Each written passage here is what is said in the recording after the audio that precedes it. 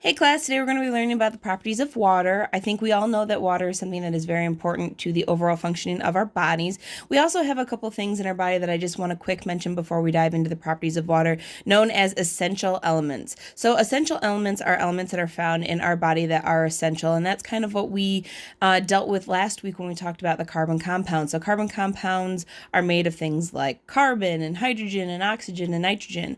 All of those are essential elements. So let me just quickly list some of the essential elements. We have carbon, we have hydrogen, we have oxygen, we have nitrogen, and we have phosphorus. So those are some of the essential elements that we have in our body. But obviously, the main focus today is going to be focusing on this guy right here, which is water. We know its chemical formula is H2O, meaning that it is two hydrogens bonded to one oxygen.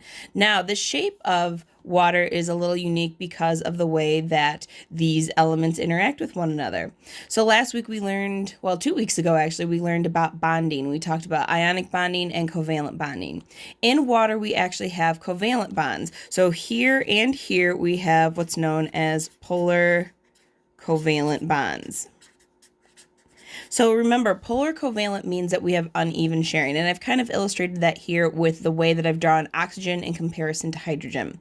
Now, if you look, oxygen is quite a bit bigger than these two little hydrogen molecules, and because of that, this guy has a slightly negative charge, and these two have slightly positives because water has a very, very, very greedy oxygen in it, which is going to basically unevenly share those electrons in this covalent bond. So most of the electrons tend to float around here versus floating around here.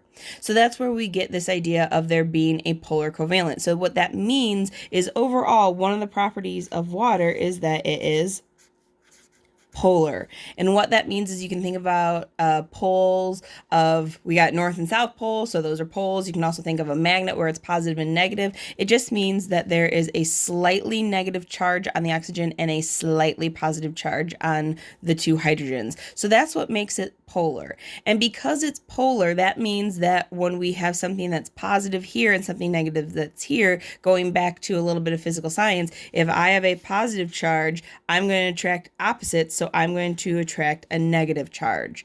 So when we talk about polar, what's going to be important is the fact that we have these positive and negative charges, that then if I'm positive, I attract negative. If I'm negative, I then attract positive.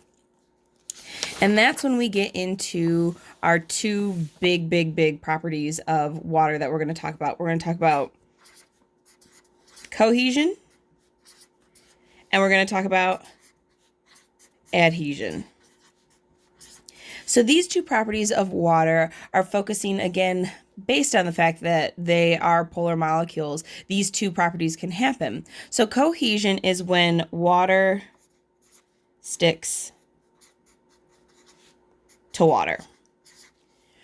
So when water sticks to water, what that means is that water is basically going to stick to itself. Again, because it's got that positive and negative charge, we're going to basically have those two things attract one another. So if you stick a piece of paper towel, this is my cup, and I got some water in it, and I stick a piece of paper towel in it, eventually that water is going to wick up that piece of paper towel. And one reason why it does that is because if I have some water molecules in here, and I'm going to draw these really quickly. I've got little water molecules floating around. And again, in these water molecules, I have negative and positive charges. If I've got negative and positive charges, those negative and positive charges are going to attract to one another because, again, opposites attract. So if I am able to do that, then I'm going to be able to have these water molecules stick together, or cohesion. So what you're going to see is you're going to see this little bit of attraction of, ooh, I'm a negative charge, I'm a positive charge. I'm going to be attracted to that. And they're basically going to stick together. And again, you have a positive over here and a negative over here. They're going to attract there. And what actually forms during that attraction is what we know as a hydrogen bond.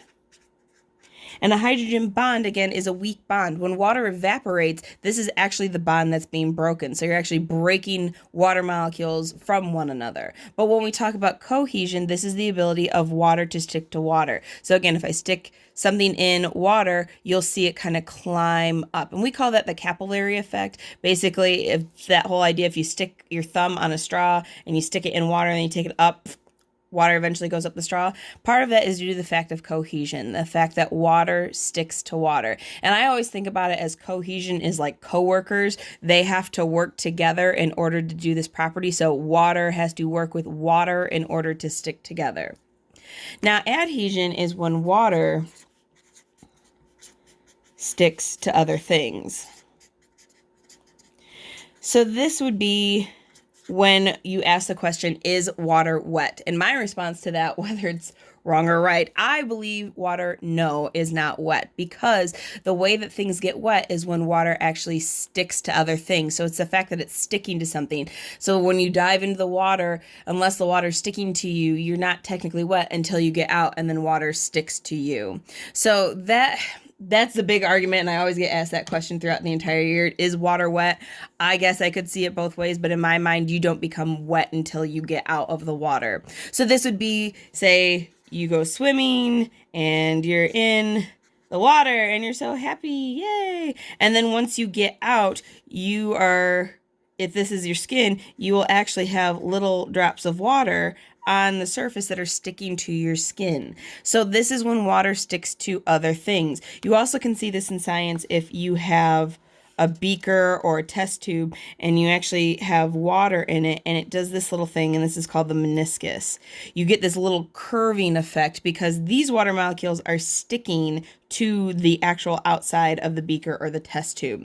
So adhesion and cohesion both are very important because they allow water to stick to water. So when it sticks to itself, it kind of can form droplets or puddles and they can stick together. We also have adhesion where it causes things to become wet. So even when you do this and water goes up it, yes, we have cohesion because the water's climbing up it, but you also have the paper towel getting wet because the water's sticking to other things. The last property that I want to talk about is called surface tension.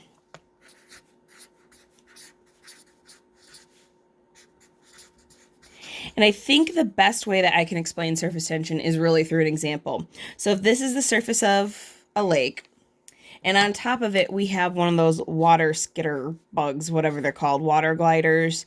I forget what they're called. But basically, these little guys never break the surface of the water because they can just kind of glide right across it. They never break that surface. And what surface tension basically is that it's tension, so kind of a pull on water that doesn't break until you have something that's forceful enough to break through. So when you go through and you dive into the water and you kind of hear that smack, what you're actually doing is not only are you hearing the water hit your skin, you're also hearing, if we look at this microscopically, you have water molecules that are, connected together like so, through hydrogen bonds. So we've got little hydrogen bonds in between them, forming water.